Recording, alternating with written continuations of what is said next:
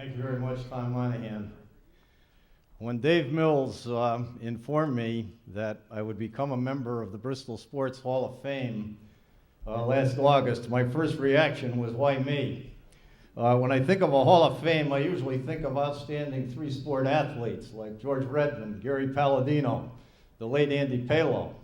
But Don Titus, I was an average high school baseball player who coaches Dick Lugg and Thomas Monahan gave a chance to play back in the late 1950s. So, I was really surprised, but it was pointed out that you can make this Hall of Fame in many ways, and I guess those people that are still around probably remember me more for the 25 summers that I spent coaching young men between the ages of 15 and 18 years of age in baseball, 24 of those years in the Thomas M. Monahan Senior Park League, and 1 year out in 1979 to help Dr. Gilhooly, Paul LaFleur, and Fran Mullins with the American Legion baseball team, and that was a good experience, and they treated me very well that year.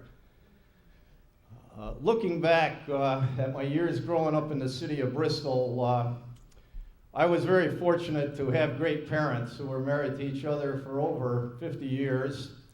I still have a very caring sister and brother-in-law, Shirley and Richard Lawrence, who reside in the Dallas-Fort Worth area, and Shirley surprised me by coming up from Dallas to share this with me this evening.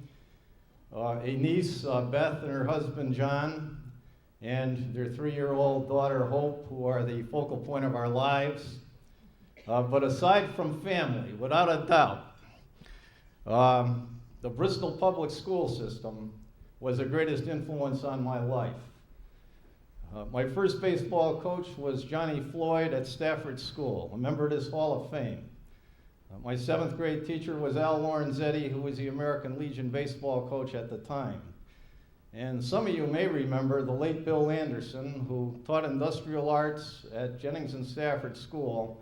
Those three gentlemen were the greatest influence as far as keeping me interested in baseball when I was a youth.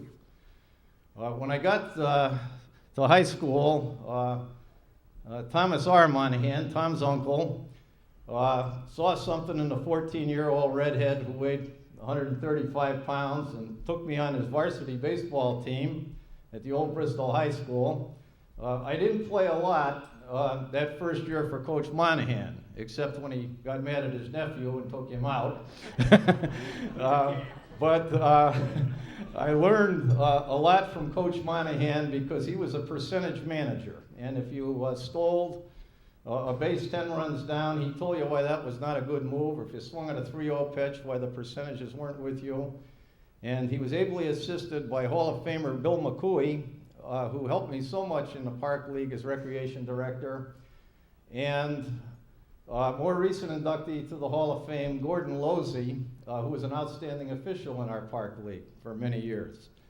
My senior year, Bristol Eastern High School opened up and our class was decimated. We were cut right down the middle athletically, and we took it on the chin in football and basketball, as Dave Mills well knows, because he played all three sports. But in the spring, with Dave Mills catching and Phil Lewis, who signed with the Giants, playing center field, and Paul Castelline's brother Jack pitching, and Dave Kornetsky, and Dave Chopay, and Jerry Robotham, we had a good baseball team, and I think that was the first winning team in the history of Bristol Eastern High School. As far as coaching went, I kind of got involved by accident. I might add also during the summer months, I had great coaches, and Mr. Cooper, who had a lot of patience in the Park League with Dave Chopay, Tom Chopay, and myself. I also would never want to ignore Dick Lugg, who was very, very fair and wasn't afraid to give people a chance. And of course, my high school coach at Bristol Eastern, Clement J. Roy, built a lot of confidence in me, and he was a fun guy to play for. As far as coaching went, it was by accident. John Reardon Jr. and Russell Marcotte got Dave Chopay and I to get interested in coaching when we were 20 years old in college. We helped John Reardon 1 year. The next year, Russ Marcotte said, I'm reorganizing the Park League. we'd like you to take a senior team, you and Dave Chopay. And I said, Russ, I don't know, the players in Bristol that well. I know everybody in Bristol, and Russ Spike Marcotte did. He says, I'll help you out. This will be the best balanced league we've ever had.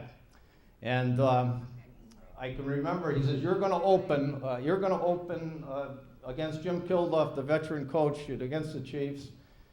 And Spike knew a lot of people at City Hall. He really played the league up. He got practically everybody down there, the Board of Park Commissioners. I think Chuck McCarthy even come out to cover it that night. And after telling everybody how balanced the league was, the Chiefs beat us 25-4. And the next night it made banner headlines. It was bad enough trying to, play the game that night. The next night we had to read about it. And Dave Chopay and I felt we'd be gone by the end of the week. But Russell consoled us, and Jim Bates' father gave us a couple players back, and we eventually turned it around.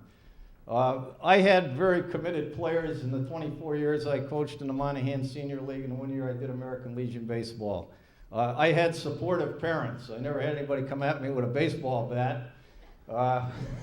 And I had outstanding directors. Russ Marcotte started it. Eddie McHugh, Hall of Famer, took it to a higher level. Organized traveling teams, brought in clinicians.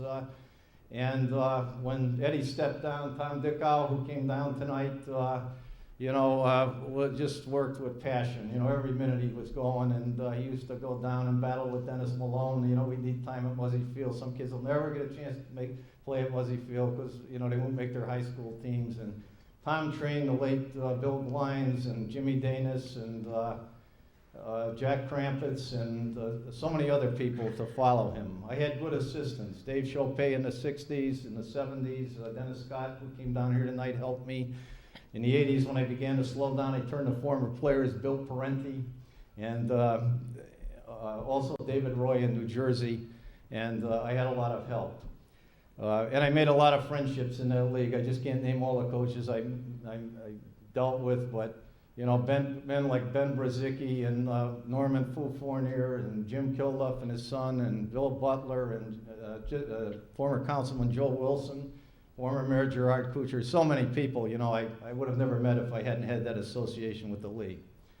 In closing, I'd just like to say, I know my experiences with the school system in the city of Bristol and my experiences with the baseball programs in Bristol enabled me to have a very successful teaching career at Northwestern Regional High School in Barkhamsted, Connecticut, where I retired after 40 years last June. I got an opportunity up there to coach a varsity sport at age 24. I never worked for a bad administrator. I worked with great people. And when I began to slow down in my 50s, and I no longer could jump around and hop around like Jerry Burns used to tell me I did when I coached his son Tommy, a couple days after I stopped coaching, John Walsh, who was Northeast supervisor, scouting for the Cincinnati Reds, called me on the phone. He says, I'd like you to come to work for us. I'm still teaching, John. He said, work it around your schedule. You work in a great town. You live in a great town, and you can help us. And the biggest thing scouting, I think, has done for me the past 13 years is, I learned a lot from the Reds, and I appreciate the opportunity. But I get out of town, throughout New England, and you'll be surprised how high Bristol is held in esteem with regard to sports. And I come back and I see good things happening with the teams. They're competitive. The fields are 100% improved over when I was coaching in town. And, there's fall baseball now. There's winter baseball. There's just so many things. And this award means an awful lot to me because it came from people I grew up with in a town I've lived forever.